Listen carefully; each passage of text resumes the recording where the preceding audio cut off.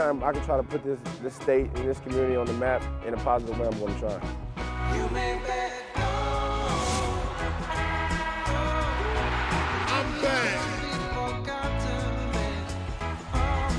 Cleveland, this is for you.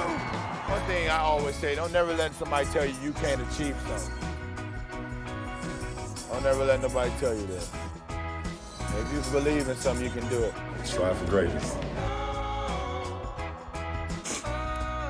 For the first time as teammates, LeBron and Bronny James, they were back in Cleveland together. And it's safe to say this matchup, it meant a little more for the James gang.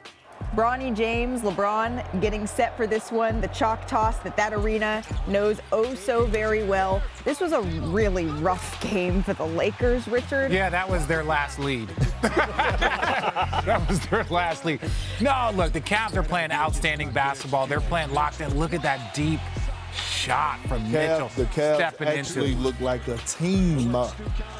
And again, they have inside players. They've got shot blockers. They've got perimeter killers. They got shot creators. They have all the things to be a very, very dangerous team this year in the conference. Jared Allen, the first Cleveland player with 18 points, 12 rebounds, and 2 blocks in a first half since LeBron in 2017. Ran with it, and now he's going to sit.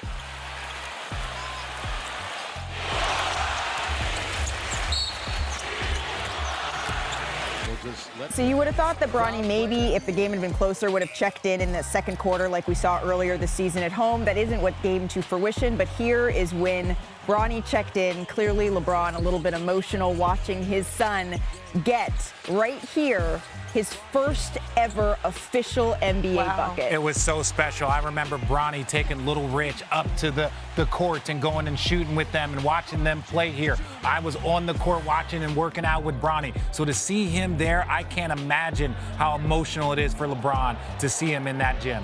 Here's what it sounded like after the game. Oh, he cried in the back. Oh, he's better than I would have been in that situation. 20,000 fans screaming my name to get in the game and wanting me to be in the game. And if the roles reversed, I don't know if I would have been able to handle it. So to see him get his first NBA basket in this arena where he grew up not too far away from here, unbelievable moment for him, for our family. It's just pretty cool to be a part of it. One of the memories you think you're going to take away from tonight? It was insane. Much more than I anticipated, for sure. The chance really got me. Like I was straight faced, but like I felt it, and it felt pretty good especially coming from here. But yeah, I mean, it was a special moment for me. So the story was the James homecoming heading into the night, but as you said, Chiney, on this show, we focus on the winners. So you pick an offensive category and the Cavaliers lead the league. Efficiency, check. Field goal percentage, check. 3-point percentage, check. Cleveland is in a groove to start the year. And that offensive wave, it's led to big wins for Cleveland to start the season. 4 of the Cavs' 5 wins have come by double figures. They have the second highest point differential in the league. And Cleveland's hot start, it sees them join some pretty elite company. Look at this. There are 4 other teams who started the season 5-0 while having an offense that is this prolific. And guess what happened to the previous 4? Ooh.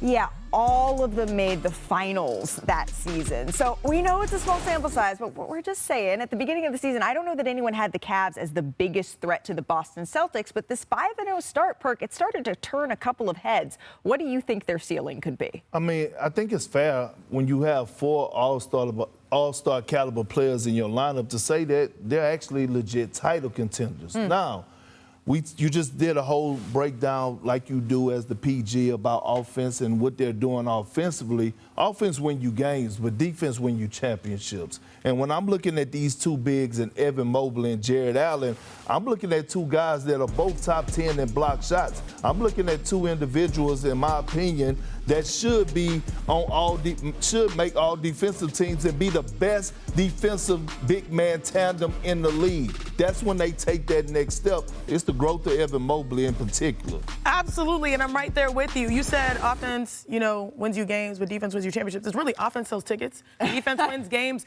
rebounding wins you championships. right. That's a Oh, my bad. late, Excuse me. Pat Summitt saying.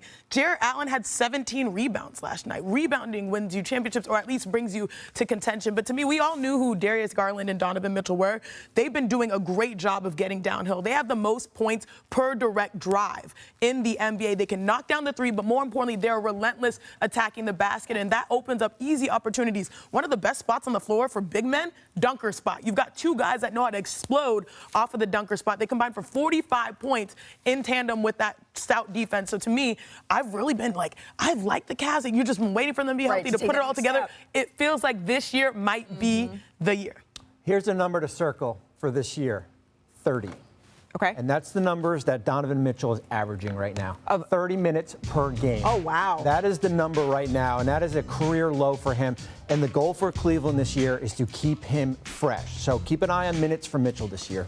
I think this is the season that Donovan Mitchell has really embraced the understanding of the game. Right now, we would say Donovan Mitchell is an MVP candidate. Let me be the first to say, if the Cavs keep playing at this level, Donovan Mitchell is an MVP candidate. Now, let me say this next part. They've gotten better every single year, especially under the J.B. Bickerstaff era. They bring in a new coach.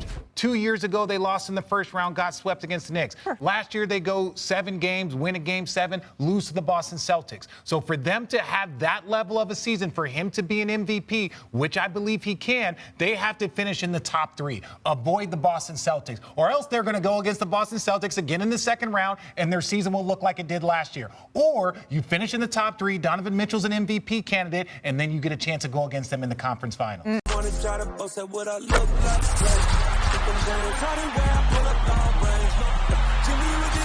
on fire. The CDA on the list.